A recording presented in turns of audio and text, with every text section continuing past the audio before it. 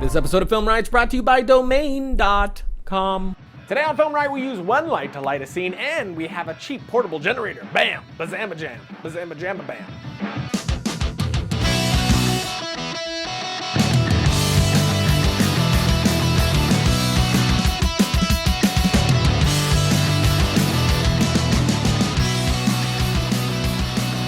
Welcome to Film Riot, the show that takes the mystery out of the effects and techniques going to some of your favorite Hollywood films. I'm your host, Ryan Conley, and last week, I asked you guys to give me a few genres that you think we should tackle for the next lighting setup. What I saw the most was an interrogation scene, film noir, and then I also saw this email here. Hey Ryan, loving the lighting episodes, but I was wondering what could you do with just one light? I don't have a lot of lighting gear myself, so I was hoping you could give me some ideas of what I could accomplish with very little. I like this idea. I like it a lot. So that's what we're gonna do. We're gonna tackle a scene that not only uses one light, but has a noir vibe to it and could also be used for an interrogation scene. So roll that shizzle bizzle. So first, I chose my location, which I decided to have my actor sit at the table, which you will see the reason for very soon. I also sat him in a position so that I would be able to get this window in the shot behind him. But now it is time to bring in my one light. I opted for the LOL 1K, which I put on an arm of my C-stand so that I could suspend it directly above the table, which I did. Then I grabbed some black wrap and wrapped it around the light so that it wouldn't have any spill on the back wall at all, and all the light would just be focused straight down on the table. And that's my setup. So now I will turn my light on, and here we go. And as you can see, I have this top light on my actor and what looks like a warmer bottom light. This light is coming from the bounce I am getting from the table, which is why I opted for this setup. So now I have my 1K above with the focus of the beam of light on the table. So the light that we're getting here on Josh is more of a softer edge of that beam, not the main intensity, which is going straight to the table. So the result is we get essentially two light sources for one. The main light source being the 1K, and the second is the bounce I'm getting from the table. But the table is a warm wood color, so we're getting this orangish red look from the bounce, which I may not want, but we can control this easily to different effects by grabbing a few household sheets. I have here a black one and a white one. If I were to throw the black one onto the table like this, that sheet will absorb the light more and reflect very, very little light. So I will be left with a very ominous, very contrasty scene, which looks really cool in my opinion, which again, I purposefully have the window in the back for some detail here. This isn't a necessity, but it does add some nice depth. But now, if I don't like how dark this is on my actor's face, I can grab my white sheet and toss that down instead, which as you can see adds a lot of light. It really looks like I added a second source of light, not just a bounce. And this is a trick that is used all the time. In fact, now that I've shown you this, you will be spotting it in a lot of movies.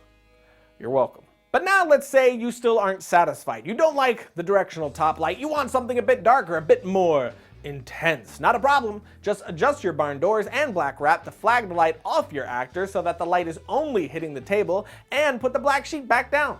Personally, I love this. You can hardly see the actor, but there's still a lot of detail there. We're getting the softest, most subtle amount of light on his face, and this could be great for the introduction to a villain or something similar. I kind of want to write something just so I can use this. It's a really ballsy way to light an actor. You almost can't see anything. But now, again, maybe you're thinking, nope, too dark. So now we take away the black sheet to leave only the tabletop, which is super red and kind of looks like he's having dinner with Satan or something. Which you could always just pull the red out a touch in post and have a pretty interesting look like this. But again, we want more options. So I'll toss down the white sheet. Again, I love this look. Whereas I think extreme directional bottom lighting, like I showed you last week, can look pretty odd and off-putting. I absolutely love the look of soft bottom lighting. There's such an intensity to it for me, and it looks very different from the norm, which helps your footage stand out from the rest and look a lot more filmic since it's not just average lighting you see all the time. But now if you want to add some more detail and separation, there is one more thing that you can do. Since we were smart and designed this shot to give us plenty of options, if I want to, I can open this back window here, which will add a nice blue backlight to my actor, giving us some separation and adding an overall lighter feel to the shot as a whole. But there you have it, a one light setup with tons of options. You can also get different colored sheets for a multitude of other effects, like getting different levels of gray between white and black to change how strong the bounce light onto your actor actually is. But this technique is one to keep in mind. It can be used in many different ways. Like here, I'll use this paper my actor is reading as a bounce source. Or you could even take a shirt of an actor. Take this one, for example. I'll have Eris wear this white shirt. Josh is backlit, the front of him very much in shadow. Then Eris walks up, and the light will bounce off Eris's shirt to become a fill for Josh. So now you have like a moving bounce board. Using techniques like this can add some really interesting visual effects to your scene, including a very creative way to reveal a character. But there you have it, another interesting idea for you to store in your cranium. The best thing about the technique is that there's an insane amount of variables you can add in for different effects, and with that in mind, I'd actually love to see what kind of ideas you guys have with this. So if you'd like, give it a shot using the effect in your own creative way and post a video response here. It'd be a blasty to check them all out. Are you like, hey, I kind of want to make a website, maybe for my business or a blog perhaps? Well, domain.com is the best place to go for your next great idea. I use domain.com, and I can honestly say that they really do make it extremely easy to get your domain name and your website up and running. You can blog, create a website, showcase a portfolio. There's a ton of things that you can do, and it's all so simplistic. It's not convoluted like most of the other places that you can get things of that nature are. The guys at domain.com also want to hook you up with 15% off your domain name and web hosting when you use the coupon code FilmRiot when you're checking out at domain.com. So don't forget, use the coupon code FilmRiot when you're checking out, and when you think domain names, think domain.com.